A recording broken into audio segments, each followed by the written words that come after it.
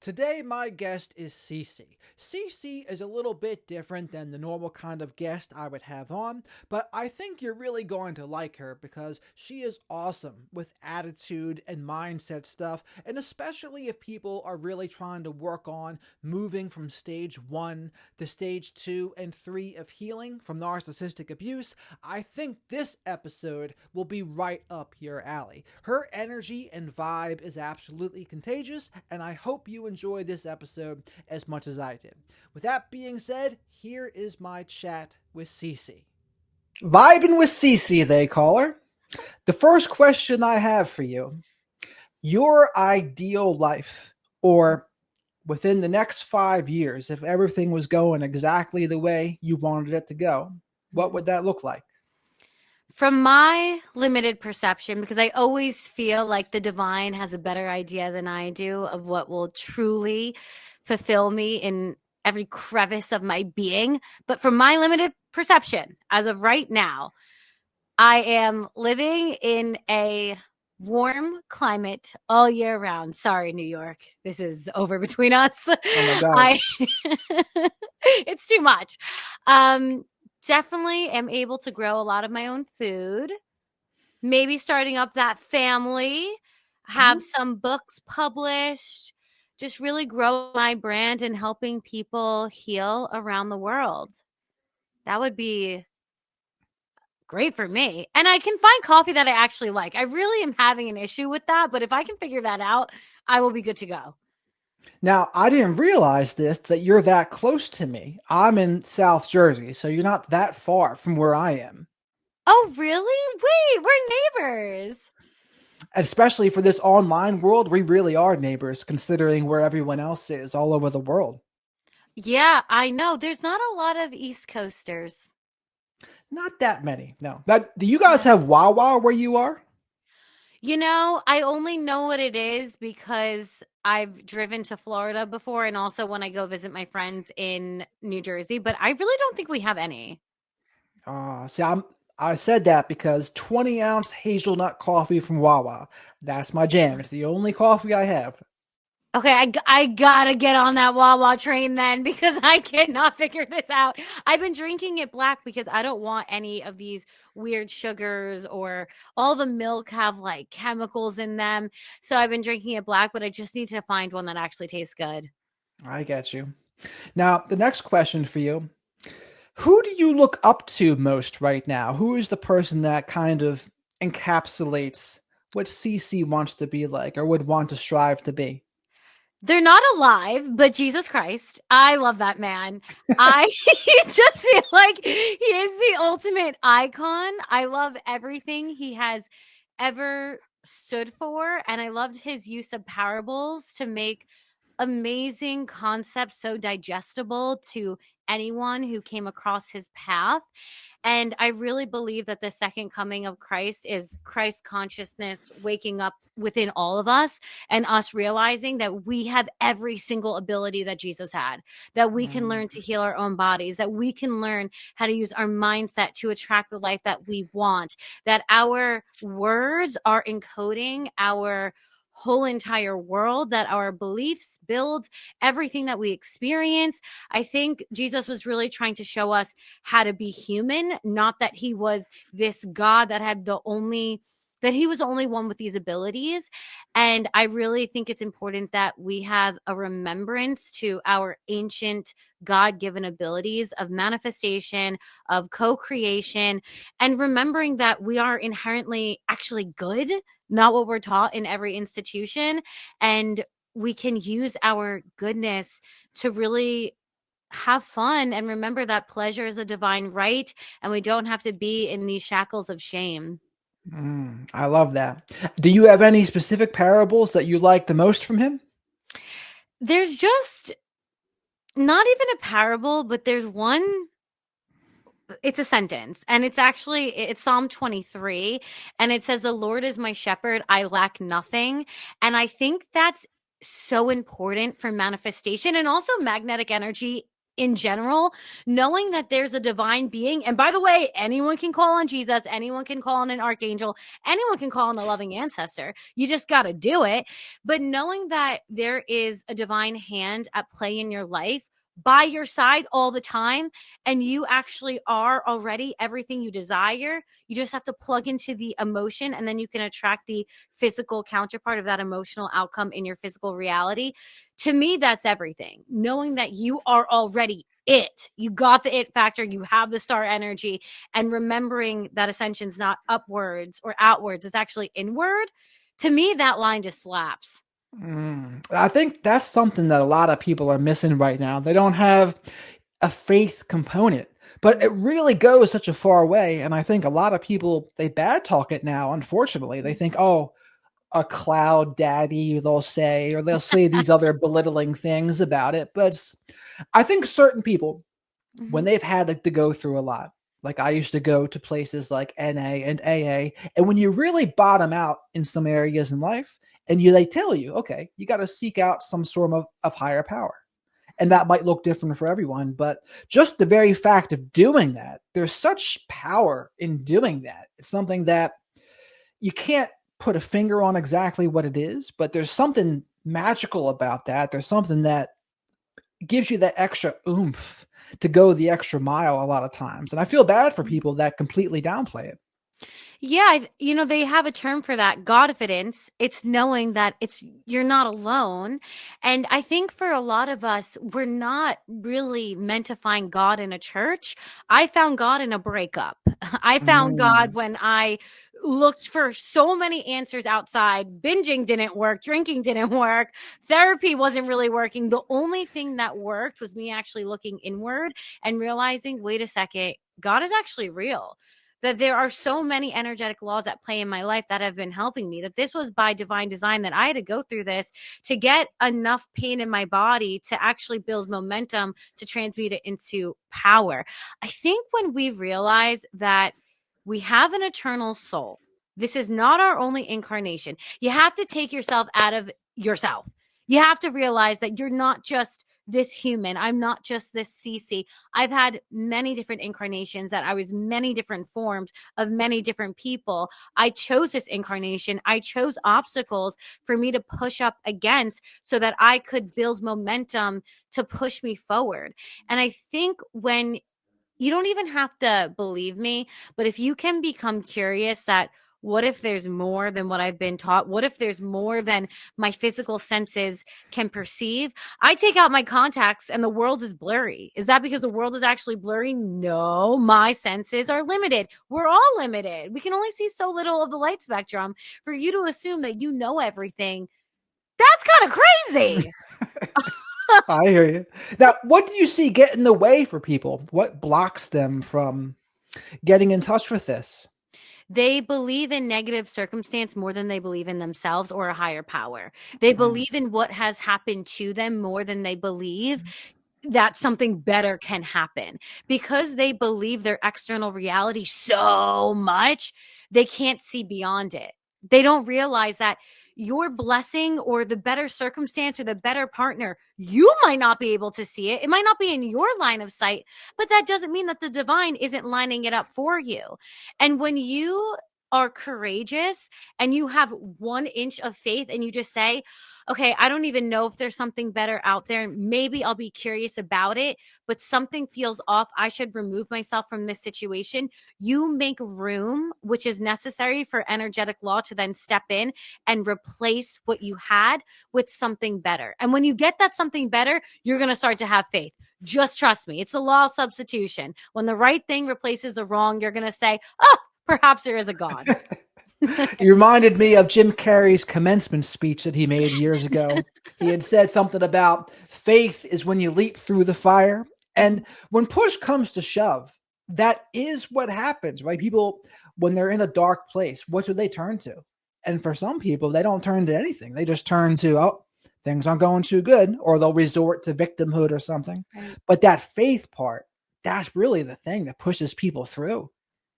Yeah. And even if you're not completely solid in your faith, just question if something could get better. Just curiosity opens the door. That's all you need is 1% of what if actually could this get better? I don't know. And if you're at, you know, if you're bottoming out, you're already on the ground. You can really only go upward. So you can't lose anything. You might as well just try it out. Experiment with the energy around you. I call the men that I date specimens, but I do that because, well, it makes sense, specimen, but also because my whole entire life is an experiment. I'm experimenting by being a conscious co-creator. I wasn't conscious at one point. I was an unconscious creator, creating a lot of circumstance I didn't like. Then I realized, wait a second, if I got myself here, I can definitely get myself out of here. But let me see what I can do when I start thinking and feeling better. When you take responsibility over everything, even if you don't even think you did it. There were so many things. I blamed gluten on half of my problems, honestly. I just was like, anything that's not me is Yeah. probably the issue. But when I just said, F it, I'm going to take responsibility for everything anyway, that is the moment I reclaimed my power. And that is my moment my life got better. And that is a moment that I realized that I had God given abilities within me to make change. But all I did was become curious and say, let me just try it out. Let me just try to manipulate the energy around me. Let me try to change things. And then you'll realize that you are the scientist and you can have many different experiments and you can create a lot. I love two of those things you just said. One, the curious part. I love that attitude because so much of life, if you get curious about it, you kind of lose that initial gut anger you might feel towards things that aren't going your way. But oh, let me get curious about that. Let me get curious about this feeling that I'm feeling. It's such a better reframe. And then the other one, the empowering one of Mhm. making everything your fault, taking Mhm. responsibility for everything. I would much rather see people default to that than default to blame. Like it's Well, such a better way. yeah, I mean, every time I blamed someone, I was like, damn, so I'm saying they have more power over my reality than I do. That's embarrassing. I'd rather just take the fail and have it on my shoulders and say someone else is more powerful than me. I think I got to reframe this.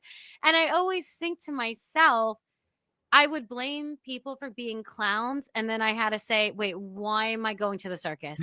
Why am I allowing this in my reality again and again and again? Whatever you allow, you amplify. You really got to realize that no one can take your power away. No one can reach into your soul and rip out your divinity and take it from you. The only way they're able to access your divinity and your power is if you willingly give it to them. And we give it to them when we don't have boundaries, when we let them do whatever they want and we act like the chill girl when we're not the chill girl. That is when we're giving up all of ourselves.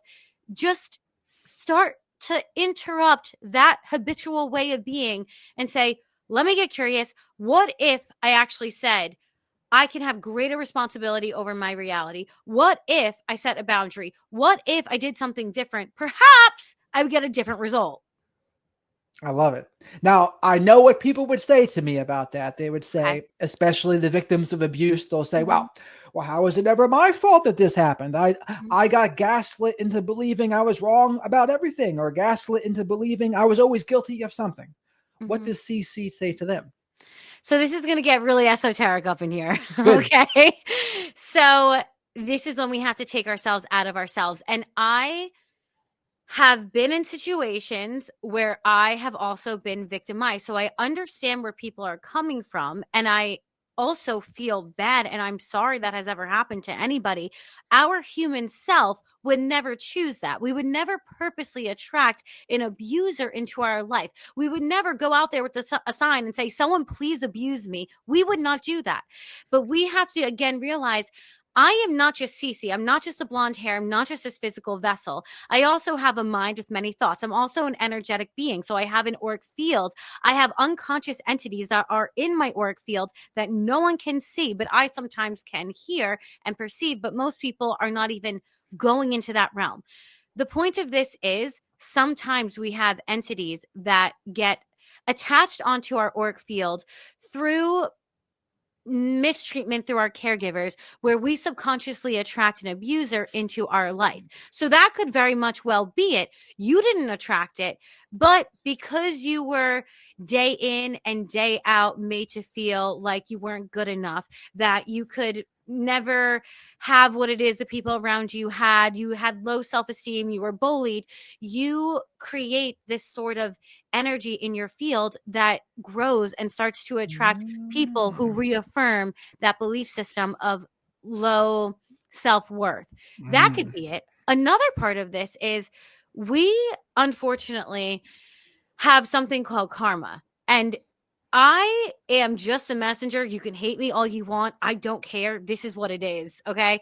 We have many incarnations, and sometimes in past lifetimes, we create a karmic cord where we did something negative onto someone else, and then we have to pay that debt in this life. Now, I was in an energy class one time, and the teacher, Anton, is very experienced. He's like 70 something years old. And he was telling us a story where this woman was in an abusive relationship. She got out, she's fine. But when she started to do past life regression and when she actually started to heal, she realized that in a past lifetime, she was the abuser onto the soul who was her current abuser. So that is like a jaw dropper. That is why. And most people, maybe they're going to be like, you're a liar. I don't believe you, whatever. Okay, that's fine. This is your incarnation. You do what you will, choose your adventure. My point is, we aren't going to necessarily understand why certain things happen. We're never going to understand why we were victimized in a situation. We might not get it. My uncle is brain damaged. He's 6'4". He's 230 pounds. My grandma's never going to understand why her son is brain damaged, in diapers, can't walk, can't speak. She, as Rosalie, will never understand that. She actually doesn't need to. And I think when we ask why, we get stuck in a hamster wheel. I don't think we're always meant to know why. I think a better question is, what can I do from here? Ah. Can I learn how to never get myself into that experience again? Were there any signs that maybe I missed, but now looking back, I can connect the dots better? Is there something I can set up where I can help other potential victims not fall into the same trap that I fell into? What can I do to heal myself, to take responsibility over my current point? Because your power is not in your past. Your past is dead and gone. You might have been victimized in your past, but hopefully, I pray that you're out of that and you're in a present moment where you're safe. Please get safe if you can. Your power is really in your present moment. It's not about asking why. It's about saying, what can I do now to heal? Is there something I can do to help other people not get to where I was? To me, I found that very helpful Mm. to say, look, I've been there. I've done this. I've made all these mistakes. Please don't do what I did. And make some sort of service to other as part of your incarnation, and to maybe realize I'm not going to understand it as CiiCii, but maybe there is something in this where I had to clean up karmic debt, or I needed my soul to move through this in order to get to where I need to go. I think a lot of people who incarnated during this time have a very high calling, and unfortunately, with higher calling, you have bigger mountains to climb, and there's a lot of resistance there, but you gain so much momentum with climbing up these big mountains because you're able to transmute all of that pain into the most power. And I think the people who go through the most pain, if we can help them, if we can create community around them, they can become the most powerful. And that's what you're doing. I mean, the calm sea never made a skilled sailor. And back to that Jim Carrey speech, he had said that in there too. He goes, what if life happens for you, not Yeah. to you? And it gives you an empowering attitude to say, okay, what can I learn from the situation? That's how I came up with radical self-respect. I asked myself, what could I have done differently to make sure this never happens again? And what can I help others with? What concepts can I teach them? And that was it. And the other one was, what spotlights is this shining on me that, okay, I need to improve these areas? They've highlighted these things. Anything that triggers us or bothers us can be that too. Okay, why is this bothering us? Why are we upset with this? Is there something about this person? Is it touching on a pain point? What is it? But I just like those attitudes because they're empowering. And that's what you have. You have the empowering attitude. Thank you. I also always think, I went through certain experiences in relationships, and when I reflect on them, I say, okay, well, I wasn't born in a vacuum. There's something about me that was also attracted to this. What is it? And then I think about repetition compulsion. And I remember the truth of the matter is whatever parent we craved love from the most, we will copy and paste that dynamic into all of our intimate relationships, subconsciously trying to master that original dynamic to prove to ourselves that we're worthy of love. So, if our caregiver was inconsistent, whether they were a workaholic or a drug addict, if they were inconsistent, or maybe they just had ADHD and were always late to pick us up and didn't remember to feed us, whatever it is, then we're going to be attracted to people who are inconsistent in our adult intimate relationships. And people think, well, how could I have known that? Your mind that is linear and logical did not know that. Your soul, which is energetic and can read someone a mile away, understands who to attract towards you in order for you to heal dynamics that are keeping you stuck. So I feel Mm. that every single time we are triggered, every single time we enter into a relationship that we then reflect on and say, damn, what the hell was that? That was an invitation for you to heal a dynamic that no longer serves you. So look at it, dive into it, learn from it. What's the point of experiencing it if you're not going to use it to empower you or push you forward or somehow help you? I don't like anything in my life to not be my advantage. So I will dig into something until I find some sort of golden seed and say, this is going to give me energy, this is going to be fuel, or it's going to teach me something. And dropping some gems. Now, what do you say to the women that I see this a lot, and maybe you can relate to this, but they get caught up on, unless it's like a bad boy or some sort of adventurous roller coaster, they get bored and they Mhm. want to self sabotage. Do you see this a lot? I see it sometimes. And what I would say is, okay, make your own life more interesting. You need someone to fulfill all of your interest boxes. You need to become a more interesting person, and you'll actually attract more interesting people who are also stable and solid. So I would say get a hobby, read a book, learn something. Like you got to open yourself up to become a more fully fleshed out individual, and through doing that, through, oh, maybe I should try this workout class or go here or do that, you're going to find like minded individuals.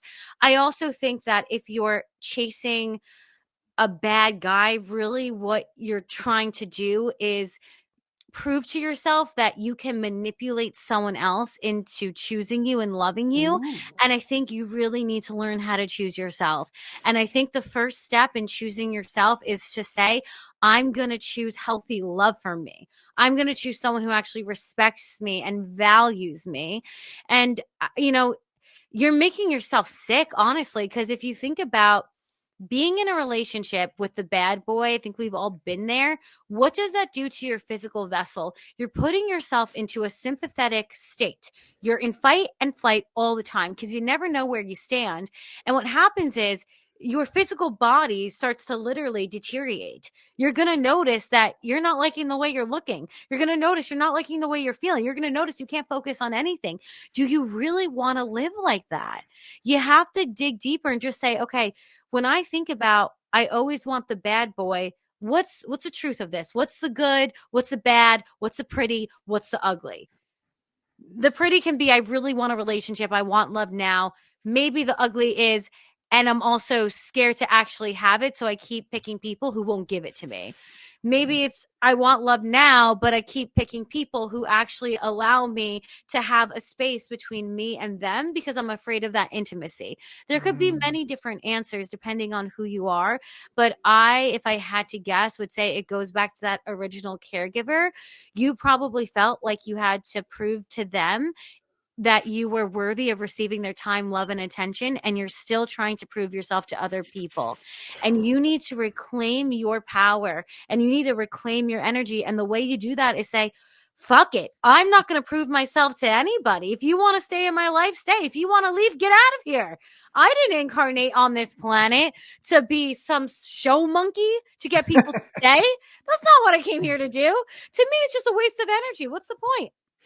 I think some people will say they agree with that, and then they won't follow through on it though too. I think that's what they Mhm. like. They hit listen to what you just said and they say, yeah, I love it, CiiCii. And then when they're actually in it, then they have to deal with the actual feeling of maybe they don't think they're worthy deep down. Mhm. Maybe they're afraid of a permanent relationship. Even maybe they Yeah. think, if a dude who's on my level or a woman who's on my level, maybe they'll force me to level up. And I don't Mhm. really want to level up. There could be all sorts of layers of things Yeah. I think that could be preventing it. Yeah, and if you're questioning all of those things, I think that's a really cool place to be because you're about to embark on a huge self-discovery tour, so good for you. So take a beat. Like I would go through seasons where I would intentionally stop dating cuz I had to do shadow work because the way I operate as CC is I look at my physical reality and I say, okay, what do I like and what do I not like? Any area of my life that I don't like, I then delve into my psyche and my energy and say, what do I need to change?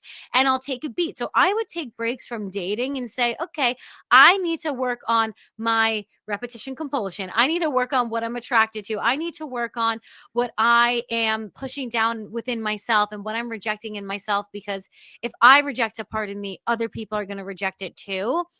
I also think, people say you can't really dictate who you're attracted to, but I do think you can choose your type, but that happens as you heal.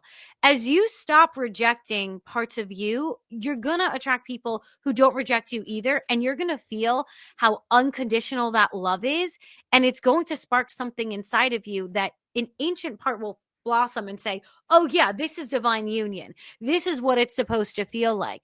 But if you need time to work on yourself, take it. There's no rush.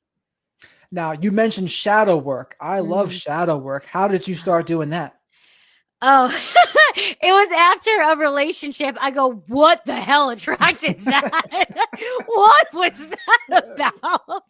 And again, I didn't blame him, but I said, what in my energetic field attracted that holy experience? And then I started to dive in. I said, there must be parts of myself that I have not accepted, that I feel that this person won't accept me as I want to be. And so I love shadow work because I think a lot of people talk about the dark shadow, the parts of ourselves we reject in order to be seen, loved, heard, and accepted. But there's also something called the golden shadow. And the golden shadow is the gifts that you have denied within yourself because maybe you were raised in a certain family that thought if you were psychic, you were demonic. Or maybe you were raised in a family that didn't want you going after your artistry path. They wanted you to be a doctor. So I think you delving into what actually makes me happy, what gives me that spark, what lights me up, even the way I really love to do it is what shows are you drawn to watching? I'm always drawn to watching like Harry Potter or something very mystical because that is what I shoved down so hard within myself, trying to fit in with, I guess, people of the Matrix.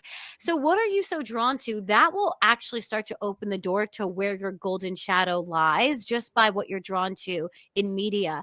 And when you start to say literally to yourself, I give myself permission to be all that I am.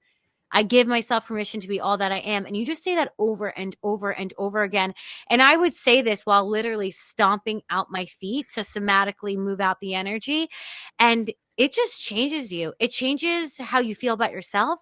It changes who you attract. It changes how you look at the world. And I just think if you're living in the confines of someone else's limiting beliefs, you are actually not even living at all because you're not living for you. And you Mm. didn't come all the way down here onto planet Earth and incarnate into a human. You didn't do all this to not live in accordance to your authentic frequency. And when you are just authentic, by the way, that is when you're able to attract all the right people, all the right places, all the right opportunities, and nothing will feel as good. Nothing will be as exhilarating or as exciting as you saying, I'm going to stop accepting these breadcrumbs and I'm going to instead bake myself into this huge love loaf and then I'll just attract the right people.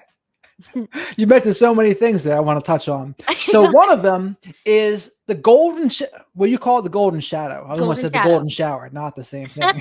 Not the same thing. Very Whoops. different. Very different. But that's what I think it's Les Brown or Les Bowen. I can't remember which one. But he says his friend had said the cemetery, the wealthiest place on earth, is the cemetery because that's where all the lost dreams, the things that never came to fruition, the books that were never written, the businesses that were never made, they're in the cemetery because of the golden shadow. They didn't bring that to the surface. Yeah. So I think that's so important for people to remember that and say, hey, who am I living for? Am I living for me? Or am I living to try to make everyone else around me happy? Yeah, because I think a lot of us, we really value a loving relationship. So we will deny parts of ourselves in order to get that loving relationship. But that is such a disservice to who you are. And I always think about my inner child and I imagine telling her, you can't do this, you can't do that. I would never say those things to her. I'd be like, yeah, you want to wear that? Go off, sis. You want to go, have fun doing this? Yes, do it.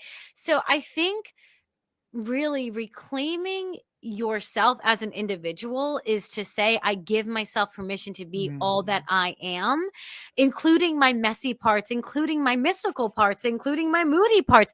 Like, again, the good, the bad, the ugly, all of that. Because we are all of those things. We're not just an A-type personality or the good girl or the Mary Magdalene. We are also the Lilith. We are all the things. And when you give yourself permission to be all the things, I think you're able to unlock not only a new sense of liberation, but gifts, opportunities, fun, enjoyment. Like that itself is going to be the best drug ever. Just giving yourself permission to be you. I love that. Do you agree with Teal Swan when she says you're only attracted to people that have something you lack? You're only attracted to people that have something you lack. I could see us being attracted to people who have something that we lack. It could be inspiring. It could subconsciously be showing us what we wish to manifest next.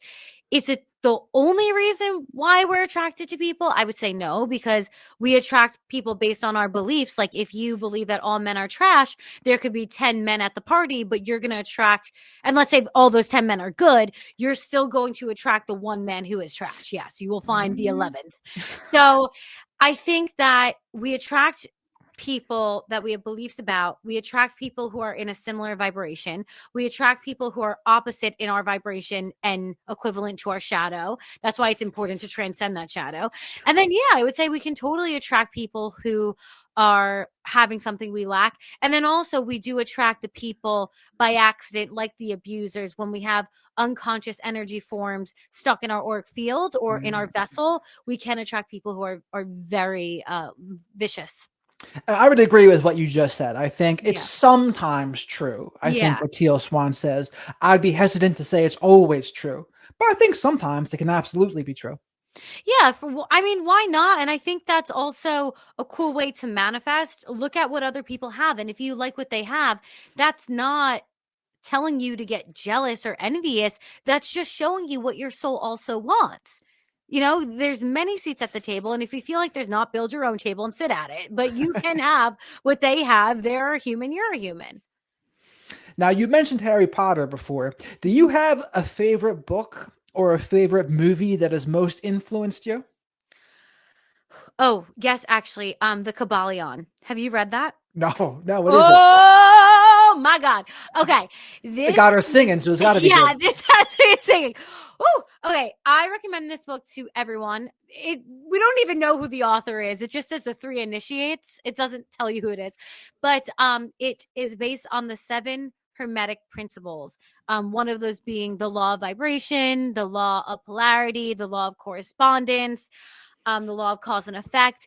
And that fundamentally changed my life, not only because it allowed me to realize that I was the magnet for my reality, and whatever I broadcasted through my dominant thoughts and feelings was going to be the effect in my reality, but it really put everything into perspective for me and empowered me to be the conscious co-creator that I really enjoy being. It's not fun creating by accident. I don't think anyone wants to do that, but the problem is we're not taught how to be a conscious creator. The Kabbalion, it can be a bit of a tough reader, but just dive into it. Use ChatGPT if you have trouble. Google it. You'll figure it out. It's really worth it. There you go. I love that. I'm gonna have to check that one out because Yes. I'm always open to learning more. And that's the thing about books. Almost everyone that is in a place that I want to be, they're big readers. Almost every one of them Oh reads yeah. books or has a certain attitude too. That's the other thing a lot of them have in common. They've got a similar attitude of, okay, seeing opportunities in everything, or there's something to learn in everything. Those little things can go such a far way. Yeah, and I think the reason why readers are leaders is because we're inviting a new belief system, a new narrative, a new way of thinking into our being. And when you're surrounded by the people you grew up with, you end up kind of all going in a similar direction. You came from the same place and everyone's going to the same place. But when you invite in new perspectives from people that you would have never met in ordinary life, you're able to expand so much more. And that's also why I really recommend, if you can connect to energies like Jesus Christ, like Archangel Michael, like loving ancestors, that's going to open you up to have new conversations. They say you are the average of the 5 people you spend the most time with, but I say you're the average of the 5 entities you spend the most time with, because everyone has energy forms stuck onto them and their energy forms become your energy forms. So making sure that you date the divine, that's what I call it, and spend time talking to your spirit team, because every single one of us has a spirit team of beings that is with us to help us through our incarnation. If you're a musician, you'll have beings that are musicians. If you're a mathematician, you'll have spirits that are mathematicians and angels. But the point is, we're not alone in this. And I found that when I get into a meditation, they say praying is when you're asking for, divine answers, but meditation is when you've received those answers. Getting silent with a book or trying to connect to these beings. I have a whole entire treatment and script if anyone does want to do that in my book. My book is called Show Up as Her. In my book, I give you a whole entire setup of what to do to connect to these beings. I swear that's changed my life. It's changed my belief system. And it overall made me feel more confident in myself, because I knew every single room I walk into, I'm never alone. Other people can't see these beings, but I now can feel them because I'm talking to them and connecting to them on a daily basis. And you have to do that to recognize their presence in your life. I think you're paying attention. You're paying Yeah. attention to those little things because our attention is valuable. And Mhm. all the little things that you spend it on, whether it's scrolling on social media, who you're speaking to, and that's why I agree. It's not just the people you spend the most time with. It's also all of the information you're consuming. What Yeah. information are you consuming? Yeah. It's gonna start programming your thoughts if you listen to it enough. And that's why I like also whatever belief systems you have. It's like, okay, is that really good for you? Is it in your best interest to think this way? Who told you to think this way? Did they have your best interest in mind? Just asking these questions, I think, can be really helpful. Yeah, because sometimes I just laugh, because most of what we think is fact is actually just someone's thought that they told someone who passed it down and told someone else who told your aunt, who told your uncle, who told your grandma, who told, that's what we think is truth. It's someone thought something and passed it around, and now we just think it's truth. Like, you cannot take someone else's word as fact. You have to carve your own path. And again, that kind of circles back to being curious about what's possible. Anytime I want to manifest something, or even my my podcast is called That Bitch Is Positive, but the episode this week is about how to stop hating men. And one of the tricks, yeah, because just so many people do. And that, We're so lovable though. I think the masculine energy is great when It's a healthy, healed one, and there's so many of them. But it's like, I know dogs that are vicious. Not all dogs are vicious. I know women who are unkind. Not all women are unkind. You can't generalize a whole entire gender. But the reason I am bringing this up is because if you want to attract divine union, you want to attract a relationship, you have to start looking for perceiving good men in your reality, whether it's a soccer coach, your friend's dad, an uncle, a brother, a cousin, a friend, even a relationship you see online and you're like, wow, that dude is really kind to his wife or his girlfriend. You have to start looking for what it is you want to attract. You have to start becoming curious of, is there any possible conceivable way that what I want actually exists out there, but maybe it's just not in my line of sight because all my friends want to do is talk trash about men. You have to look for it. And what you look for, you're going to find. I promise you that. There are good men. You might have to look in different directions. You might have to be more conscientious of where you place your attention, but you will find it. And the more you spend looking for good men, the easier it's going to be the easier it will be to attract a good man. Period.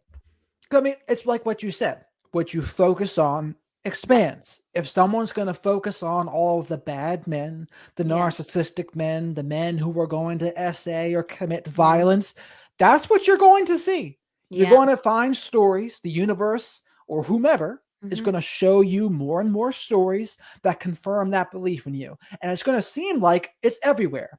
And to me, it's the equivalent of what I see some of the toxic black pill, red pill happens with them, with women, right?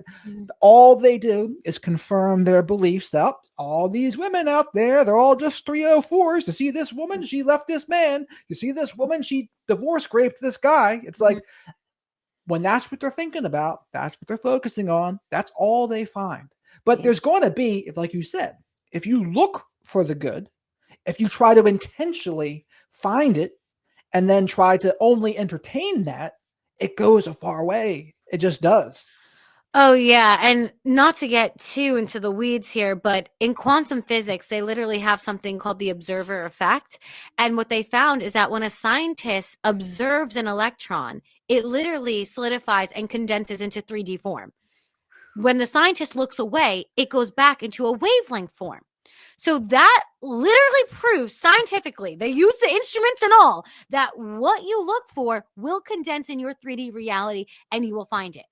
When you look away from it, when you don't think it exists, it goes into wavelength form and it's just going to pass you by. It's going to exist in some other timeline that you don't even know exists. So you have to start looking for what it is you want to find. I know some people say, oh, love finds you when you least expect it. Whatever. I think it's kind of mumbo jumbo. I think what you want, whether it's $1 million business or that partnership, look for it. Take steps towards it. But you attract what you really, really, really, really want and what you really, really, really, really, really don't want. So if you really, really, really, really, really don't want a narcissistic man, that's what you're going to find because that's what you're broadcasting, is what you're thinking about. It's what you're feeling about on a daily basis. Switch it up. Just try to tune your channel to a different station and just see what happens. You could not believe anything I said. It doesn't affect me. You could become curious and say, let me just try it out for 2 weeks and see how much your life changes. I think the people that follow me, they need to hear that, Miss CiiCii. They need to hear that because they give me the most pushback I get. Because I try to get people away from the gendered extremes a lot of times. I say, if like you said, if you generalize against an entire gender, that is a wounded thing to do. Whether you're a man doing it or a woman doing it. And I remember one woman was telling me, no, Jared, you're wrong because in order for us to talk about DV or SA, we have to gender that. And it's ironic because men do the opposite thing with it. But it's like they hold on to that. And I'm thinking to myself, is this helping you? Like, okay, it might be part of your business, but other than that, is this helping you be the happiest and healthiest version of yourself? Like, no one's saying to be careless. No one's saying not to be safe. No one's saying just like put yourself in the right in front of some violent person. No one's saying that. But this complete emphasis on it, I just don't see it. I don't see the benefit of doing that. So, because here's the thing. You have to feel to heal. So if there is something that has happened in your reality that you are still struggling with, you have to look at it, you have to feel it, you have to maybe talk it out, talk to a therapist or whatever, and figure those things out. Then eventually there comes a time in life where talking about it starts to just recreate the cycle. And then you have to ask yourself, what do I want to do here? There's a fork in the road. Do I want to keep talking about this? Or do I want to realize that the same energy that created the problem will not go away if I keep talking about it? And in order to find a solution, I have to fine tune myself in order to get to that solution. Because talking about the problem and beating it like a dead horse will not allow me to find a solution. And that is coming from my own life experience, because I've had experiences that were traumatic to me and that I felt like I was victimized in those experiences. And I have learned from those experiences. I think they've taught me a lot. And I know now what to do, what not to do. I also think it's helped me have compassion for people. I think it's helped me understand different ways of being. But if I'm going to build my house around the circumstances in which I was victimized, why would I want to live there? I want to live in a circumstance that I don't even like. And the way I think about it is, why would I allow some man who did something onto me that I don't like to now dictate my relationships for the rest of my life? So they hurt me in their past and now they're allowed to hurt me in my present moment too? I don't think so. I don't think so. If you did something to me that I don't like, you are dead and gone in my past. I'm not going to think about you. I'm not going to allow you to tell me that all other men are like you, because that's not true. I can honor and acknowledge a past experience I've had without saying, and that's how everybody is. And now I'm going to bring it into my present moment. And now I'm going to replay this. No, my past is my past. My present is my present, and my future will be my future. No one is allowed to hurt me so badly that I'm now going to take that hurt and bring it with me. No, that shit has got to stay in my past. Now, to slightly play devil's advocate, because I already know, I know what people will say. What people would say is they're going to feel this resistance in them. They're going to hear what you're saying, and then they're going to defend their viewpoint. And they're going to say, see, well, you don't understand CPTSD. You don't understand that repetition compulsion that can happen with CPTSD. And what I would invite them to do is I would say, hey, if what you're doing is not going too well for you, if what you're doing is not working, why not try something different? Why not try a new way of thinking? Because if nothing changes, nothing changes. So why not get curious and try CiiCii's method here? What's to lose with this? And I could tell what's to lose. Well, a little bit of what's to lose is that victim mindset. A little bit is what to lose is holding on to that, because it could be a big if or a big but in their life, right? Oh, everything would be working if not for this. If I didn't have that. And they'll say, and people might call me a victim blamer for that, but there comes a point where you got to take that next step where it's either, are you going to defend why things are so hard for you? Are you going to defend like the victim side of things? Or are you going to try something different? Because your thinking and actions are going to look different if you really want to get to the next step. If you don't, then you're just going to defend. You're going to be defensive. You're going to hear what you just said, and they're going to say, no, I don't. I'm going to say, no, she doesn't understand CPTSD. She doesn't understand narcissistic abuse. She doesn't understand this. But to me, it's like, that's just not getting the point. The point's not that. The point is, where do you want to be? Yeah, and that's fine. You can say I don't even know Tuesday from Monday. It doesn't matter. What I find is it's whatever you want to commit to. So I'm not going to lie to you, because I have literally no skin in the game. So you can hate me all you want. I will actually want to help you. So I'm not going to play up any narrative that I know is not serving you. I've been there. I've been in similar circumstance where I was doing the exact same thing. What didn't work is continuously going back and blaming everyone and feeling like I was a victim. What did work is saying, I'm going to commit to a new identity like my life depends on it, because it literally does. It literally does. If I don't want to end up either dead, abused for the rest of my life, or in horrible, violent circumstances, or psychologically abused, I have to commit to a new version of myself that refuses to go back to what she's known, because I will not allow that to ever be a part of my reality again. And I think it's shifting from this victim identity that we can all embody to our warrior identity, which we can all embody, of saying, I'm going to become the protector, the warrioress, or the warrior. I'm going to do everything in my power to never allow what has happened to me in my past to be repeated to me. So what does that look like for me? I need to figure that out. Maybe that does look like going to weekly meetings where I do talk about what has experienced to me to understand further and to deepen my understanding of why I was in that position in the first place and what even happened. Like, that was such a rush. What did even happen? Sometimes it does take, weeks or months, or it could take years to unravel that.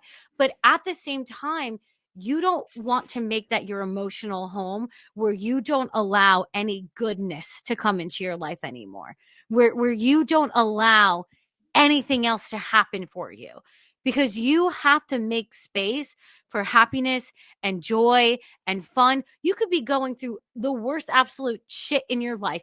You still have to make space to become curious, to open yourself up when you're ready. Okay. When you're ready, take your time.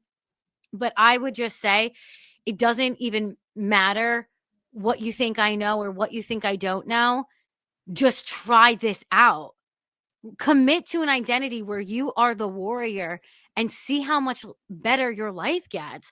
Commit to the identity where you have boundaries and you are the person with the most power in your life, where you're embodying your highest self, where you are really in control of your own destiny, and just see what happens. Give it a couple weeks. If you've been in this energy or this identity for years or months and you're not liking your reality, I mean, try something else. That's why you're the scientist. You have to see what works and what doesn't. I tried the victim identity. It worked for a little, and then I was like, this kind of sucks. And then I changed it. So yeah, it works for a little. It doesn't work for long term. And sometimes we have to be so triggered and in so much pain to finally be like, I can't do this anymore. That was me. I had to get to that point to say, I literally cannot do this anymore in order to make a change. But I hope that hearing this, you don't have to get to that point and you can make the decision a little bit sooner. And they just have to let go. They have to let go of that loop and get to the uncomfortable new problems. It's going to be uncomfortable, Yeah. but what do they have to lose? To me, you got nothing to lose. And I think it gets tricky when there's really smart people. There's really smart people who are subscribed to the more victim type thinking. Right. And they don't do any good. It's not doing people any good, I don't Yeah. think. So I try to get people out of it, but it doesn't always go well. And I try to be gentle, right? I try to be gentle, validate, support, encourage. But there comes a point where, like, the all validation all the time, that's not where the growth is eventually. You got to get to that next level. And however they get there, I'm all for it. But it's important to get to that next level. I also think, like, you don't even need me to validate your true human experience. Like, I wasn't there. You were. You knowing what you went through is enough to validate that. You don't need me at all to do that for you.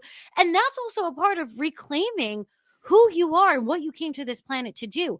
No one outside of yourself needs to validate that what you went through was possibly really violent or extreme or tough.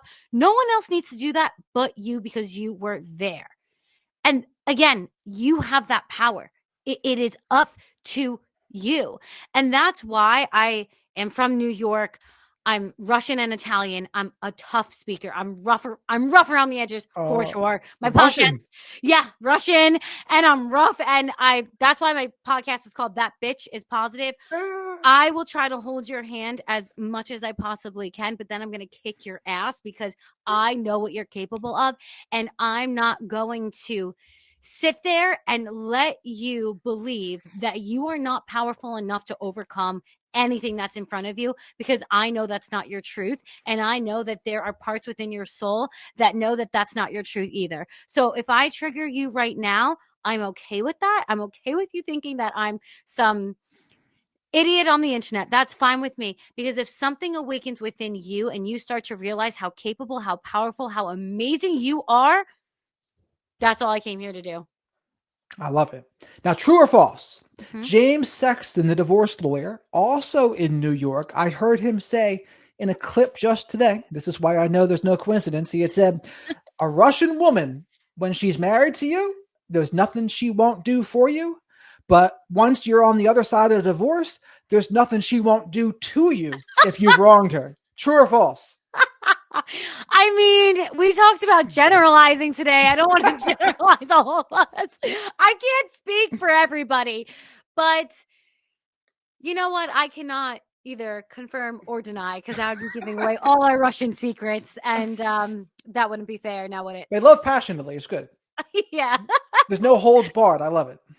yeah. We like to keep people on their toes. What can I say? Yeah, nothing wrong with that. Nothing wrong with that at all. Now, and speaking of that, though, what is CiiCii's ideal man?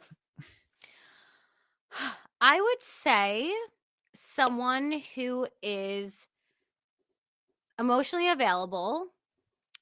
They are masculine, but can create a safe space and be gentle with me. I would say that they are self-focused and spiritually attuned and can understand the waves of the feminine energy because men are on a 24-hour cycle, women are on 28-day cycle. And we have many different hormones and many different chemicals and many different things happening within us, our energy levels. So someone who would understand that and can honor both of us as individuals, but also a coming together in divine union. I think that's what we should honestly all be looking for, not to speak for literally everyone on the planet, but I think it would do us well, possibly. Okay. What is the feminine to you? The divine feminine energy is just your authentic frequency. And the way I get into my divine feminine is by saying, fuck it, I'm going to do what I want. I swear to God, that's literally what I do on a daily basis. I'm like, fuck it. To be your most magnetic self is to attract all that you want. To be in your divine feminine energies, to open and allow everything you want. Magnetic energy and feminine energy, the key to both of those is just to say fuck it and just show up as whatever it is you are. Whether you're a mess that day or you're completely in your A-type personality, whether you need to cry for 3 hours or you're set to go and you feel really empowered, it's acknowledging all the parts of yourself. And maybe that means some days you got to acknowledge when you want to be in that victim energy and you want some empathy and you want someone to be sensitive with you. Some days you do want that. It's okay to acknowledge that, but it's not cool to live there because then life sucks again. So it's really just saying, I'm going to allow myself to show up as I want to be, not doing any harm unto others, but also taking no shit. And what do you see as the blocks that blocks women from getting there? Is there any common things that get in the way? I mean, there's just so many containers of how we're supposed to show up that it doesn't allow us to be in our authentic embodiment. A lot of us growing up are told to be the good girl, be seen but not heard. Some of us feel like we have to become our own man because we didn't feel like we had a masculine That's a big energy, one. yeah, to protect us. So I feel like because we've not felt safe enough to embody just who we are, because our love from our caregivers was very conditional, we never then gave ourselves permission to just show up as we want to show up because we're still trying to fight for that role and then get that validation, that love. And I find that I really kind of made peace with whoever wants to come in can come in and whoever wants to leave can leave, because I tried begging people to stay. I tried like clawing my little hands into them. It doesn't work. And ultimately it's not good for you. So I don't recommend it. Again, choose your avatar, do what you want. But I think that if you can, once again, it's a remembering, it's going back to your own ancient wisdom that you're not just this current version of you. You've been many different people before. You're going to be many different people in future incarnations. You have so much power and energy within you. Your soul willed yourself into existence. You're powerful. Don't look at me and tell me you can't overcome obstacles when your soul did that. Okay. And when you realize that all the containers out there will burst within a single bubble when you just give yourself permission to show up and then just start doing it. You'll immediately align with people who are inspired by you. You'll align with people who then allow themselves to be in their authentic frequency too. Like, so many of my friends tell me they can be their wildest self with me.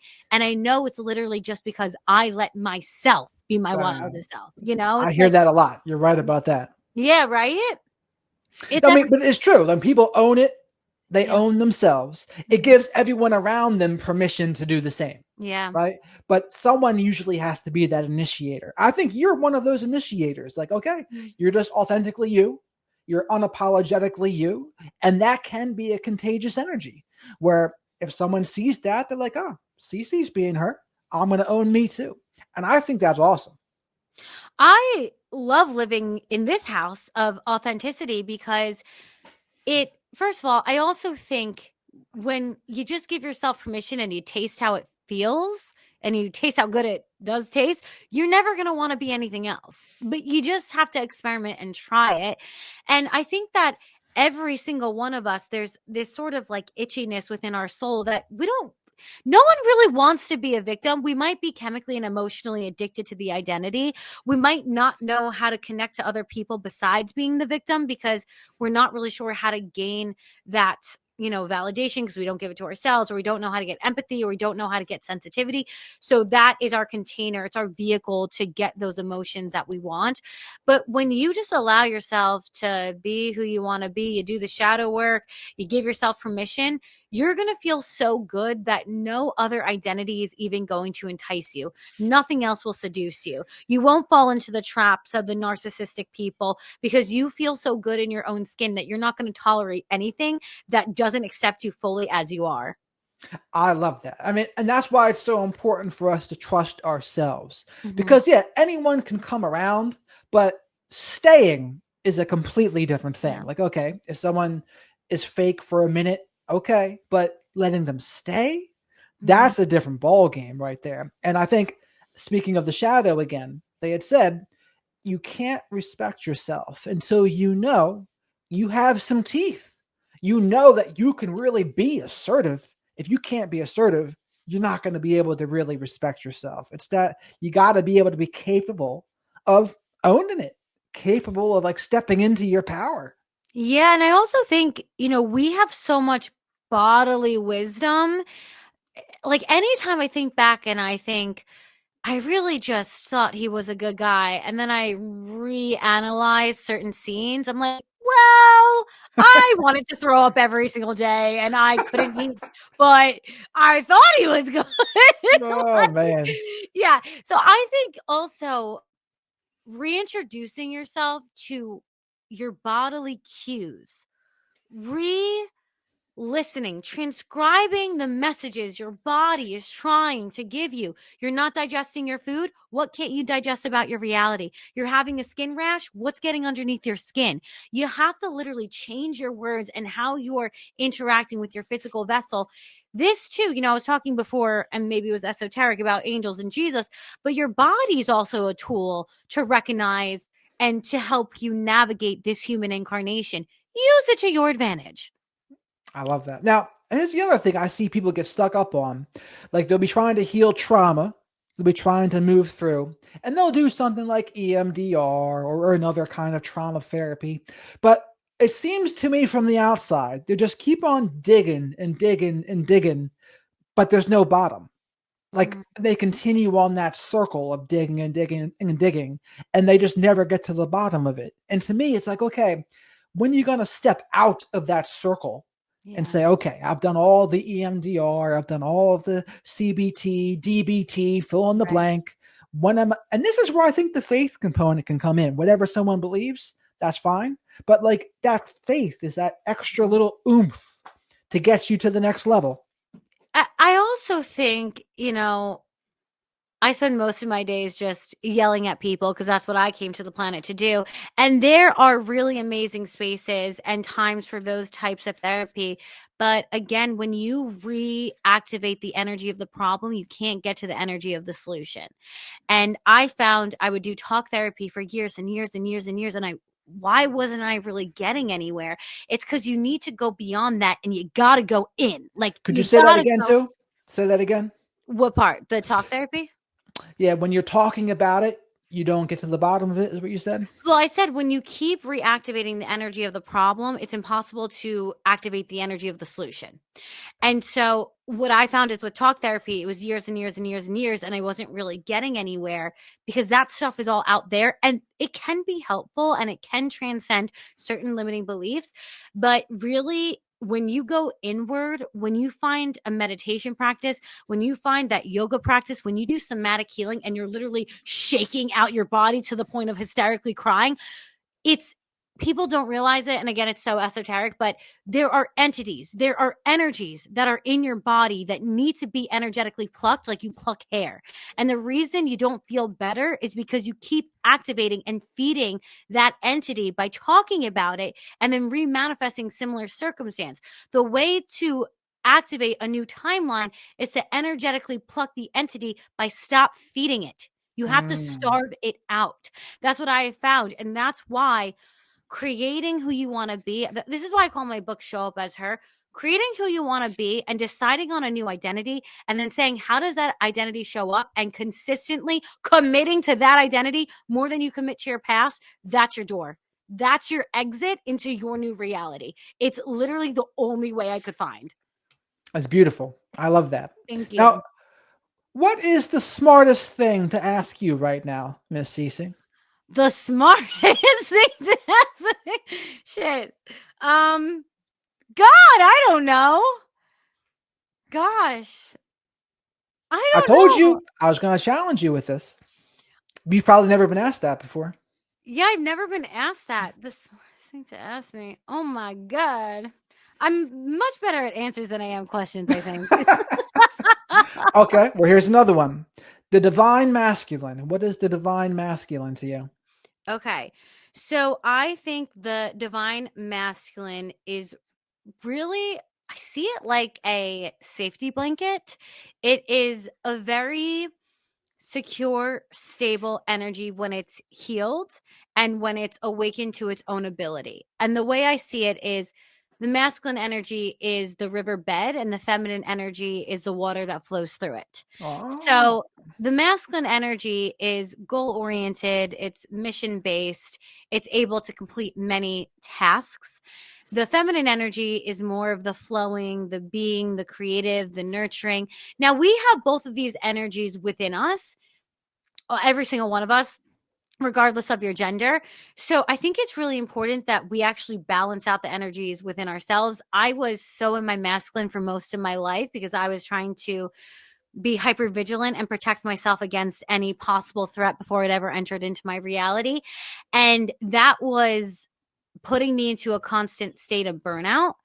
And I had to, through the healing journey, learn how to put my own masculine shield down. And the way I really did that was by connecting to energies like Jesus, like Archangel Michael, but also creating safety in my own reality, not allowing people who are toxic into my little realm, cutting off certain friendships, talking to certain family members less. I had to reclaim my presence, my energy, my orbit in order to feel safe enough just to exist on this planet. And that can be very hard because many people are at different socioeconomic backgrounds and their physical environments are literally not safe. So it is a somewhat difficult task, but you do have so much more agency. And I think when you balance the masculine and feminine energy within yourself, you're able to attract the opposite healthy energy that you want in a relationship. I think you've done a good job of balancing it in you because, like, you're confident, but you also have a softness about you too that I think that would be more of like the feminine part. Because Mm-hmm. a lot of people, I see a lot of women who are very confident and assertive, but certainly not soft. And Mm-hmm. they're afraid to let that soft part out because I think they equate it to weakness. Mm-hmm. And I think they'll think to themselves, well, I was soft before and that got taken advantage of, or I met this guy that really exploited me and mistreated me. So now I know I'm not going to be soft. But to me, that's missing the mark a little bit. That's closing off your heart Mm-hmm. in that case, as opposed to opening it and then just having boundaries and trusting yourself. If things just don't go well, you get out.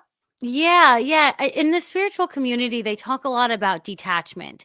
So not getting attached to a specific, person or whatever. To me, our attachment system was born out of survival of the fittest. You needed to be attached to a tribe in order to survive because you cannot pick the berries, make the hut, make the clothing, hunt all by yourself. So in my point of view, I would never see attachment as a negative thing. I allow myself to fully get involved with another individual. I allow myself to attach. I allow myself to love. I show all of my peacock feathers, whatever. And I cry like 5 times a day. I'm a very sensitive person. I'm an intuitive person. That's how I am. But I know at the end of the day, whatever happens, whether I perceive it as negative or positive, this is an experience that's either going to gift me more energy, more momentum that I can use as fuel for a book, for a business, for a course, to help another person. It's going to allow me to expand my consciousness. I'm going to help someone else.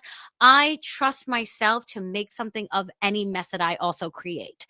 And I think that it's a disservice to myself to close myself off and not be sensitive and not be bubbly and not be just whoever it is that I am, because now I'm putting myself back in a box, and like so many other people are going to try to box me in. Why am I going to do that to myself? That's annoying to me.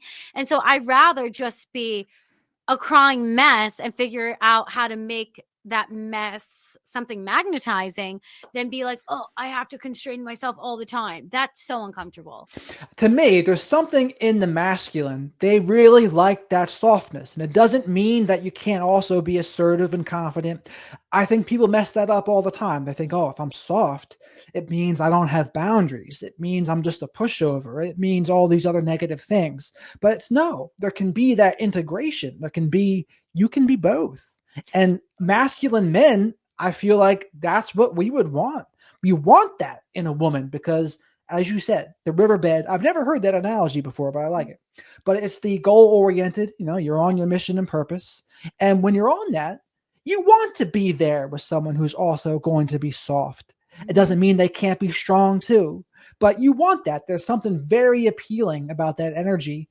But all I hear, I shouldn't say all I hear, a lot of what I hear is people down talking that and saying, or belittling it, mocking it. What would you say to those people who do that? And men do this too, mind you. Mhm. Some men belittle and mock it. Like, no, I need to. That's weak or that's something. I'm like, why do you? I don't understand it. But what would you say? I mean, if whatever you like and if it's working for you, like do what works for you. But I would say that people are mislabeling the energies. And I think that a lot of people don't even know what masculine means. And I think a lot of people don't know what feminine means. My most feminine self has huge boundaries. No is like my favorite word. I always place myself on my pedestal, and feminine energy is actually self-focused energy, and it's the receiver. So when you're in your feminine energy, that is when you are the most protected, because you know to stay focused here. You know that you can be nurturing, and whatever happens, you'll be able to also nurture yourself. You know that you can completely open yourself up to receive and be authentic, and all is well. Like I remember I one time sent this guy like 15 text messages in a row, but I there's a reason. I saw Mars in the sky and I didn't want him to miss it. And afterwards, like there is a reason. And we like died laughing about it later when we got to know each other, because in retrospect, I was like, whoa, that could have been considered crazy. But actually, that's what attracted him towards me, because I was just so blatantly like, this is who I am, this is what it is, and I don't care. Like I will be the feminine energy goes with her flow. I could talk about ancient Egypt for 3 hours and be like, so Oh, like, you you watch I'm, Ancient Aliens too, with all those pyramids and whatnot. oh my God, I'm obsessed. I have to go to Egypt. I think about Egypt every single day of my life. Like instead of making Christmas houses this year, I made Egyptian pyramids like a weirdo. But They're fascinating. They're fascinating stuff. did you see that new thing that they have like tunnels underneath them? It goes down kilometers now or Yeah. something like that. I did see that. Oh, there's just so much we don't know. How did they do it? Do you think aliens helped them? What do you think happened? I definitely think that either an advanced civilization, which I guess we can call an ET, someone of that advanced civilization came down and helped them understand how to really harness sound frequency to lift really heavy objects. And I think that's how they created the pyramids, because there's no way that they were able to have such intricate, even other buildings like these old churches and buildings, the molding on the ceilings and the walls. Why can't we do it anymore? I think it's because we never did it in the first place. Right. It I doesn't make believe it. any sense. I would love to have seen one, what was in that Alexandria library, the one that burned down. So I much know. of ancient wisdom now is just missing. And Mm. also, they were so smart. Like they had so much wisdom then. They probably did have some help. And I'll send you a picture of me and Mhm. my 95-year-old grandmother with Giorgio with the crazy hair.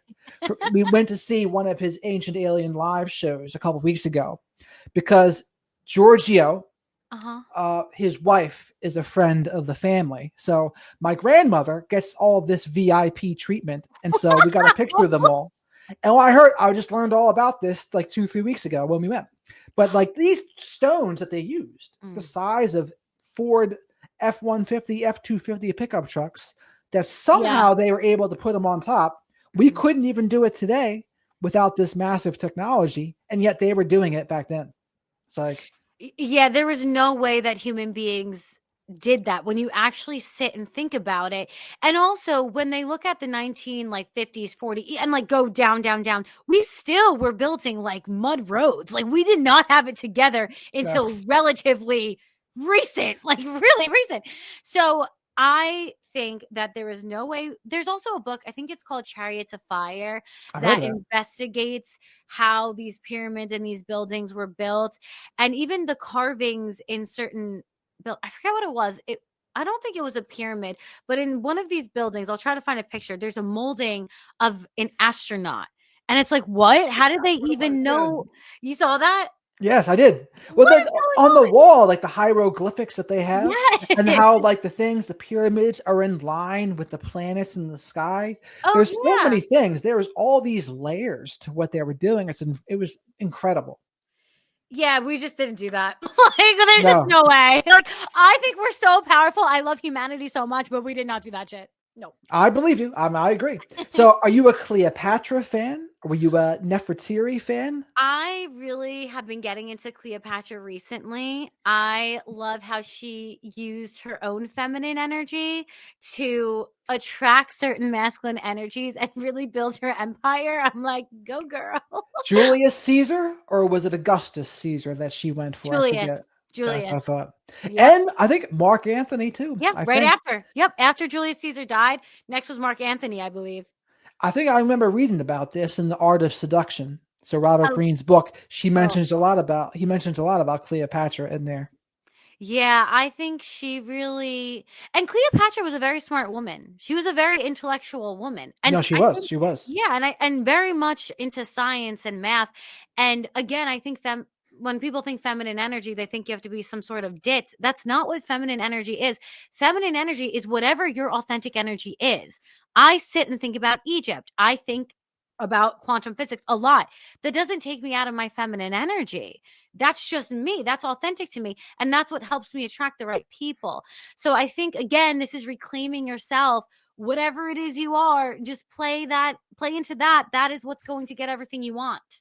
And I wish that more people would adapt that. I wish more women would say, yeah, I want to be that way, own it authentically, and have that soft part too. Because there's something about that for me. It's very alluring. And it's like, Mhm.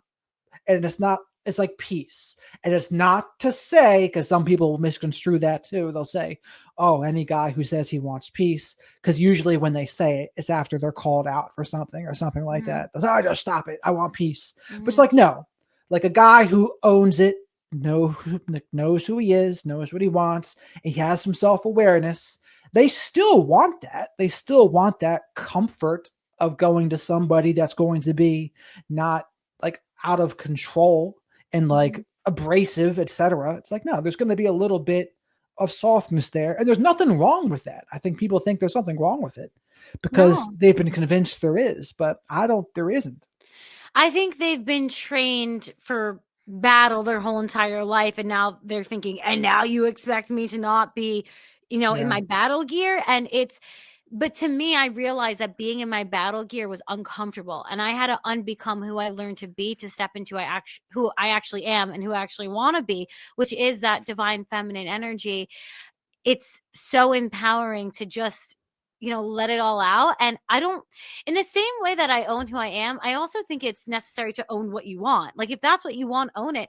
I want a masculine, I would always say to everyone my whole entire life, I want a masculine man. I don't want some softy, like, weirdo. I don't want, that's not like attractive to me. I'm like, I don't really know what this is, and we can't both be in our feminine energy because we'll be great friends. And I've Right. had that before where the guy was really feminine and we were like besties, but there was no polarity, there was no Ah, attraction, there was no magnetism. And so I think you have to not only own, you know, who you are, but also what you want, and be so, honestly, I think this just comes back to, like, commit to the life you want, the dreams you have, and who you are. Forget, if you can, I know it's hard, like, easier said than done, obviously, but forget everything you've experienced, forget the victim shit. Just say, what if I can create a completely different life and try it out and just see what happens? I think they should absolutely go for it because what do they have to lose? Right. What do they have to lose? If they're not living the life of their wildest dreams right now, there's nothing to lose. There's nothing from, like, why not try something different? It's like, unless you think your life is absolutely perfect right now, there's room for improvement. There's room for improvement in everyone's Yeah. life. So, like, why not? Which reminds me also, is there anyone, a man right now, maybe a celebrity, maybe an influencer of sorts, anyone that really embodies a good version of the masculine to you? Oh God, I know, like, no celebrities. I kind of live in my mystic bubble in a forest where I'm happy, but let me think about it. Um, God, this is so bad that I can't think of anyone because I don't know any of them. How about a historical figure? Hmm. Jeez. I always just go back to Jesus. I'm sorry. No, that's a common um, answer. That's a common answer. yeah, just because he was able to understand the divine feminine, and also, the real Mary Magdalene was not a prostitute. She was actually someone who was someone who was closest to Jesus and his greatest student, and also, we're thinking, girlfriend at this point. But I love how he looked at Mary Magdalene and saw her as an equal, and I love how he would give her so much to learn about, but also learn from her too. And I really appreciate the way he looked at humanity, and he understood what was really important. And even if you had all these things and status in the physical world, he would still hang out with the prostitutes and be like, no, these people are my people. They're awesome. So I would just say him. I'm constantly coming back to Jesus's energy. I really think he got it. And I think a lot of the celebrities today, I don't know, They not don't. It's it's not the not my same. taste. Yeah, I don't know if that's my taste. There's not very many masculine dudes in the celebrity world anymore anyway. Now, Yeah. an interesting character is Daniel Day-Lewis. Are you familiar with him?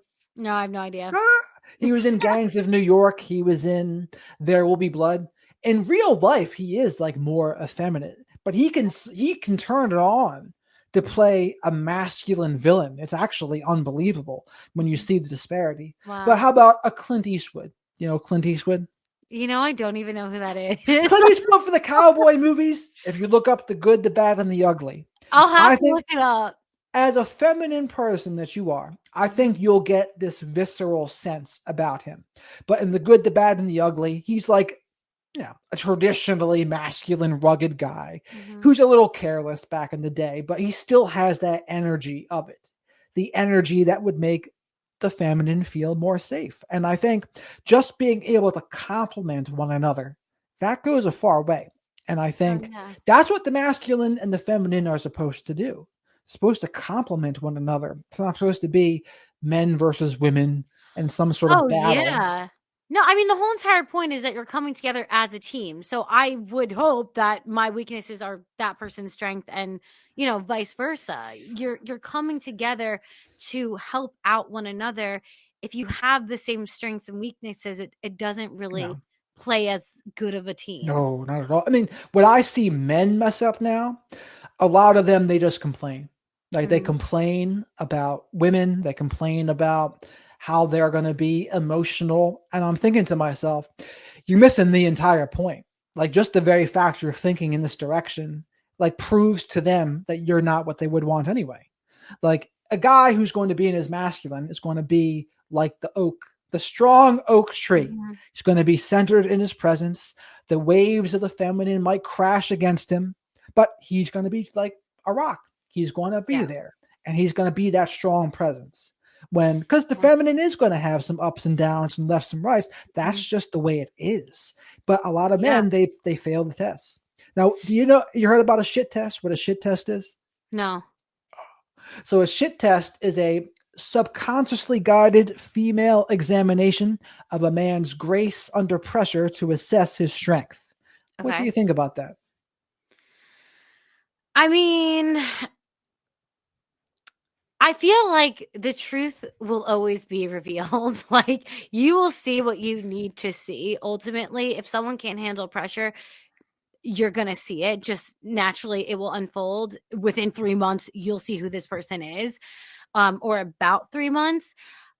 I think this is kind of going back to what you were saying before, though. I just wanted to mention it. The best thing a man can do for a woman is to give her so much emotional safety that she knows exactly where he stands. She knows his intentions, and she will open up to receive that love. But if we feel like we're not emotionally safe, we can't trust this person, that masculine shield will go up so high. And I that's a disconnect I see a lot. But when a guy is like, my intentions are, I want to date you, I want to be with you, I want to be exclusive, that allows a woman to rest and say, okay, I know what this is. We're also very intuitive beings. And even if you're saying one thing, but you actually mean another, we'll feel it and it will freak us out. And in society, we are not taught how to harness these abilities. So our ups and downs are on a grander scale than a male. We are processing the world completely different. Like, we are so disconnected from our cycle. We have no idea the strengths and weaknesses of different parts and how to actually reset and how to give ourselves space to feel and think. So many things are going through us as a vessel that if there's a man who's giving us inconsistency, it's going to throw us over the edge. And I don't think that the feminine energy itself has been given actually enough grace and enough space to really blossom. Like, when you look at a flower, if it doesn't blossom, you don't blame the flower, you blame the environment.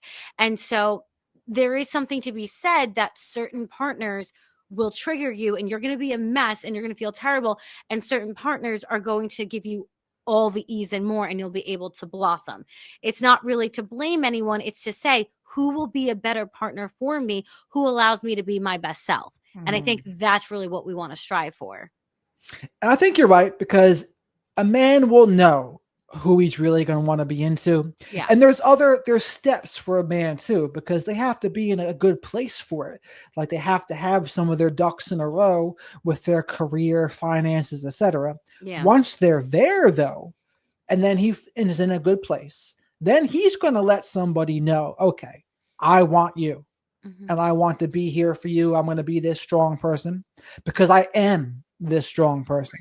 And I think if a woman's not getting that from somebody, that's the answer. Yeah. That's and for me, I guess for me in my life, and you can probably relate to this too as a content creator, like I can meet people from all over the world. So like I've gotten some good connections with people from all over the world, but it's not as a practical thing when they're halfway across the world. It's like Right. there's other barriers where if those barriers weren't there, maybe it'd be a different story. But when there are those barriers, I don't know, it becomes more difficult. But do you ever run into that? Um, I don't believe in barriers. So Okay. I I thought you guess, might say that. yeah, I feel like if it's a vibe, we'll figure it out. There's trains, planes, and cars. Like, I wouldn't think like that. I've met people actually in person, like on vacation, and they were from a different country. They were like Canada or something like that. But we would just figure it out. And I don't know. I'm only living as CiiCii one time. So I'm going to do what makes CiiCii happy. And if that means exploring a connection, I would do that. So I don't find that to be a problem. The thing that I've seen in my reality is I am probably a little weirder and a little different because I'm talking to Jesus all day. But I do not engage. I've never engaged in hookup culture or anything like that because I don't want someone else's entities entering my body and then messing with my dharma. And I don't want to take on other people's karma. And there's a whole entire thing about sexual transference and how you take that person's energy and you give up your energy. And when you become obsessed with them, you're not actually obsessed with them. You're obsessed with the energy you gave to them. It's like you gave them your dog. You're going to want your dog back. You Mm. gave them your energy. You're going to want that back. So to me, I would just find that I would just have to say no to most people because I'm like, you're not using my body as a whole. I literally don't care. That's And fair. That's good though. It's good yeah, though. And it's always protected me. I think people would give that a bad rap now too though. They'll say, "No, Yeah. you're controlling or oppressing women or something like that." But what would you say to those people who say that? I've attracted the best people. They might not have been like my person, but I've attracted the kindest, nicest, most respectful guys, and I wouldn't want it any other way, honestly.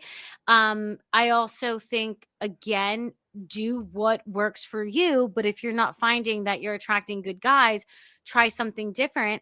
And to me, it's liberating to say, "Oh, actually, you don't get access to my body because you're inconsistent and weird.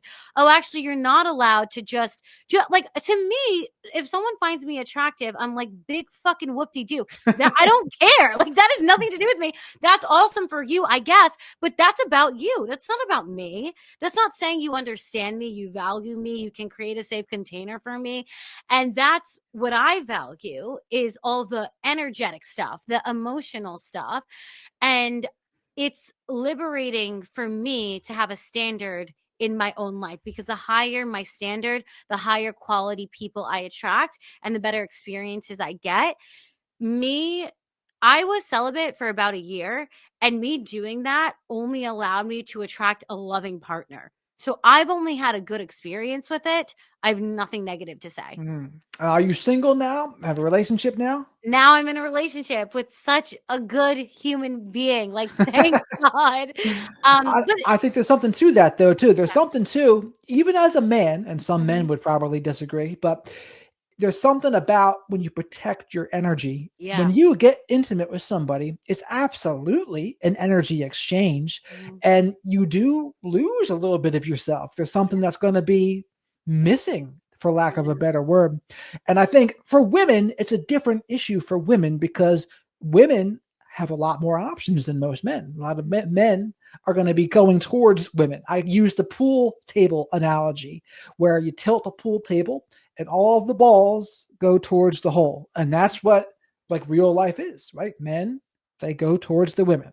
mhm, And I think for women, their power is in no for sure, because if they don't say no, they're going to be getting with everybody. Like yeah. standards are good. There's nothing wrong with having standards. There's nothing wrong with protecting your energy, but people misconstrue that now too into, oh, you're that's controlling to women or something like that.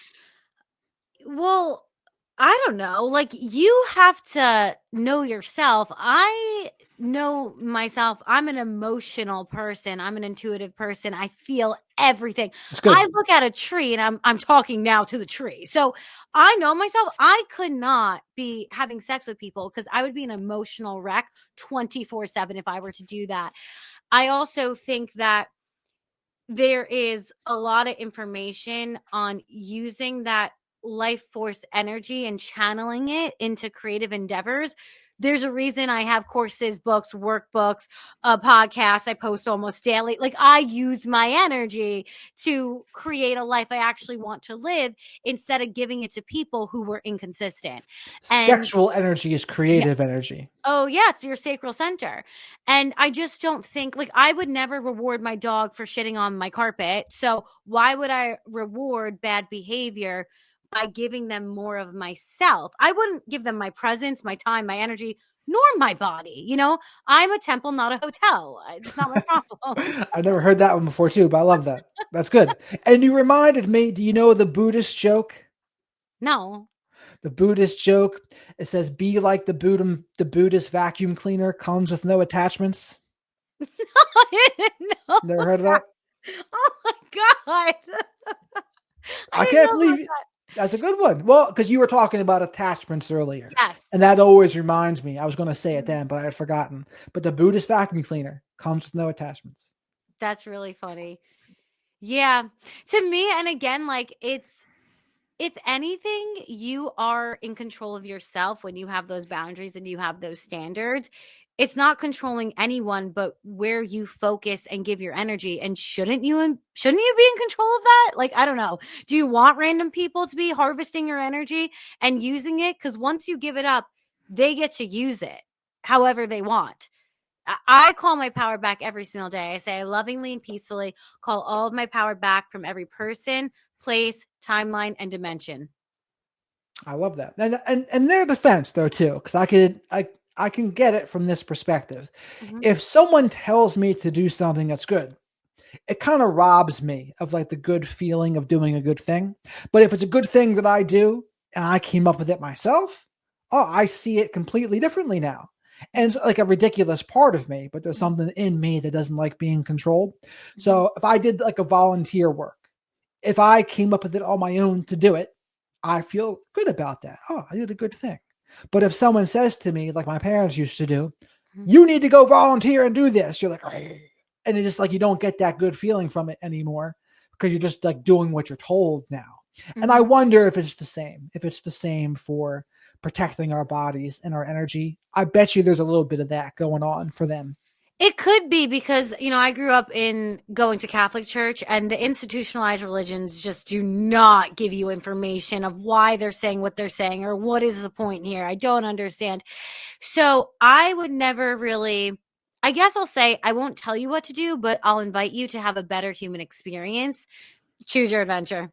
That's always my go-to. I love that. And do you have a favorite quote of all time? Hmm. God, these questions, sometimes you get me and I'm like, Good. what the hell? I'll get you Um, thinking. You'll be yeah, thinking after this one. got me thinking. I guess I don't have a favorite quote, but I do always say the Lord is my shepherd, I lack nothing. I guess the I lack nothing really gets me going because I feel like damn straight I lack nothing. Like, I can have anything I want, period. Well, you see my name here, the shepherd of black sheep. I was looking at that before. I love it. That's amazing. That's good. Because the black sheep are my people. I don't know Yeah. if you ever seen Game of Thrones, Mhm. but little Tyrion Lannister says like the bastards, crippled, and broken things are always his people. And that's Aw. something I've always been able to relate to. The people that have maybe had addiction issues, mental health Mhm, issues, black sheep issues, or just the eccentric and eclectic people. They've mhm, always been my people. So mhm. I've always been more comfortable with people like that. I love that. Probably because they are allowing themselves to be authentic. Even sometimes our authenticity, traps us because it can bleed into addiction sometimes because we're like looking for how we can fulfill some sort of need. And that's just what feels authentic in the moment. So it can be tricky at times, but that is a beautiful people to serve. I love it. So where can people find your book? Show up as her. They can find it on Amazon or just Google, show up as her, CiiCii, CiiCii on Google, and it'll be at a bunch of different places, but Amazon is probably the easiest. And any other suggestions you have for someone who's trying to be a magnetic woman or just a magnetic individual? I would say I would invite you, if you wanted to, join my shadow alchemy course, because that actually changed my life, and I truly believe that's what allowed me to attract the relationship I'm in right now, by accepting, allowing, and integrating those shadow energies and giving myself permission to be all that I am. If you just go to my Instagram at Vibin with CiiCii, VIBIN with CiiCii, all my links are in my bio, or DM me. You can yell at me too. We'll have a convo. It's all good. Um, I love you regardless of how you feel about me, and I know that you're powerful. So I'm just excited for everyone who's listening. I mean, I don't think they're going to hate you. That you might rustle their feathers briefly, but I don't think they'll be able to stay hating you. I don't. I think they'll be able to see that your energy is on their team. Like you're not against them. You have their best interest in mind. You want to see them do well, and I think that's what prevents people a lot of times from taking in the information is they don't think the person has their best interest in mind. Or I'm not sure, but I think that's what it could be. I think it could partly be that. I feel like we feel like misunderstood. And I want to just blow through that and say, I don't need to understand you for you to recognize your own power. And I actually don't need to know everything for you to just know that you're capable of getting to where you want to go, and you're capable of overcoming anything you've been through. And that's just it. Exactly. And I think the quote that you would really like, another Jim Carrey quote, he had said, most people choose their path out of fear disguised as practicality, or the competition is the fiercest at the level of mediocrity. That's another good one, too. Mm, There's a I like bunch of them. that. I'm like a quote I was slinger. gonna say, you know, a lot of like really good quotes, and I'm over here like quoteless and shivering. Quoteless and shivering. That sounds like a good t-shirt idea. I have nothing. I'm like, I wrote a freaking book and I don't know one quote from it. I'm like, I There's a can't bunch. think of anything. Well, reading. When you read, like I try to read fiction books Mm-hmm. and I try to read nonfiction books. John Steinbeck, if you know who that is, he's gotten a lot of good quotes too. Mm-hmm. He says most people's vices are attempted shortcuts to love. And I would say, okay, I Mm-hmm. can get with that. I can get with that too. And he's got some interesting thoughts about like good and evil, etc. There's a woman named Kathy in the book East of Eden. That's pretty interesting. What else? Maybe I gotta look into that guy. He sounds interesting. That's like right up my alley. John, if you read one book from John Steinbeck, read East of Eden. It's a Okay. very good book. I feel like I've seen that before. Okay, yeah, I'm You definitely probably did, but there's some yeah. biblical stuff in there, which I think you would like. I gotta write it down now. Well, it's like a similar story to Cain and Abel. And there's like Oh, okay, multiple perfect. brothers in multiple generations. Okay. But it's a great book. I think it's written in the 50s. Okay. And I learned a lot from that book. And I learned about that book because a woman who was a master's in literature in Toronto, she told me about it. And that book kind of changed my life. And if it wasn't for her and Wow. that recommendation, I don't know if I would have ever read it. You know, a book that actually did change my life too, now that I think about it, when I was at a really dark like moment in my life, my mom actually had to like spoon feed me food because I could not even eat. Like my whole entire nervous system shut down. Um, she had to also drive me to this therapist. I was unwell. And I sat down, and the therapist actually kind of did what I did today, now that I think about it. And she was just like, no bullshit. She was like, yeah, I think you can transcend this. You should read the book The Power of Now. And that is actually what sparked Eckhart, yep, that sparked my spiritual awakening. I could see that. I loved Yeah. that book. So That book was good. great. Man's Search for Meaning was really great. Oh, so good. The Untethered Soul, So good. the Surrender Experiment. What else? Mhm. The Compound Effect. That's another good one. That's more of like a non-fiction-y. All right, maybe But I gotta read that. The Magic of Thinking Big. You ever read that? Yes. You would Yes. like that one. Yes. Yes. So, but all those books, they shaped me. They shaped me into what I'm doing. And I'm trying to get back to it because, like I said, and that's why I don't believe it was a coincidence you reached out when you did, because I was focusing so much on this narcissism and toxic stuff that Mhm. like you get pigeonholed. You get Yeah. pigeonholed into it. And I want to break out and be free. Well, that's why, like, so many people have told me to niche down. I was like, I am the niche. And if you don't get that, just get out of my face. Like, I'm Right. never doing that. Because it's, unless someone's really passionate about one thing, like, I'm passionate about life, the human experience, and that encompasses all things. Me And too. to me, that is the most enticing. So I get exactly what you're saying. Yeah. I mean, and that's been my struggle too. And I see the podcasters, the ones that I would want to be like, they're talking about everything. They're not Yeah. niched down. Like they do what they want. Yeah. The authenticity, the fuck it. That's what I call it. Yeah. I mean, and a wizard's supposed to talk about everything anyway. I agree. You should do that. Yes. All right, CiiCii. Any other closing thoughts you have for us here? No, I'm just sending everyone love. I wish them the best luck on their human journey experience. And I hope that they find everything that they're looking for. And most importantly, even more that they don't even realize they deserve yet. I know a cool thing I'll have you do afterwards too. Mhm. This is Diary of a CEO podcast. He Mhm. has each guest write down a question for the next guest to answer. And I might have you start Oh, doing that or okay. something similar to that. Okay. And Okay. last thing, how do you feel now? After the conversation here, what are your prevailing thoughts? I feel hopeful. I really hope that people can look beyond the veil of their own identity and realize that there's so many different options for them in the world. I feel excited even if I trigger people because I know that triggers are teachers and I was never placed on this planet to be loved by everyone. I'm not everyone's cup of tea. I've been saying I'm actually ayahuasca. I'm going to send you down some like weird holes and you will be like, where did this girl put me?